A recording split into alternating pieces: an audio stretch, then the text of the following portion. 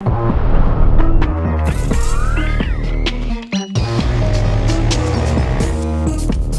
I've been going too long trying to catch my breath. If you